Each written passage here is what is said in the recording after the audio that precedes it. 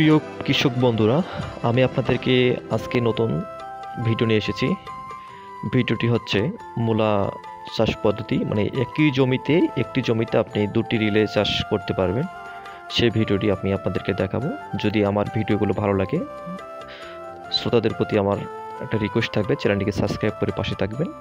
তো দেখেন, এই মূলা চাষে আমি পাশাপাশি একটা সিম চাষ লাগিয়েছি, মানে সিম গাছ হয়ে যাবে, পাশাপাশি এটা মূলা হয়ে যাচ্ছে। আপনি মূলা বর্তমান বাজার ভালো, সেদিকে আপনি খেয়াল রেখে আপনি নিচে আপনি মূলা, হ্যাঁ মানে আপনি হালকাভাবে হাত ছিনিয়ে টেনে আপনি মূলা বীজ বুনে দিলেন।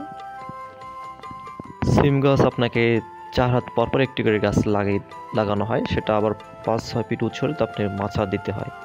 তা সেটা খুবই ঘন আকারে হয় না। তা নিচে কোন থেকে আপনি মূলা খুব ভালোভাবে পরিচর্যা করে আপনি বাজারে ভাবে বাণিজ্যিকভাবে চাষ করতে পারেন।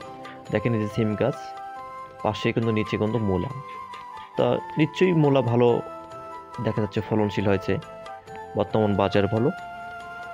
তা প্রিয় দর্শক, মানে এই টিপসটি আপনারা ফলো করতে পারেন কৃষক বন্ধুরা, যে নিচে আপনি মূলা দিলেন, বা ছিম উপর দিকে হয়ে যাচ্ছে, পরে মূলা তুলে দিলেন।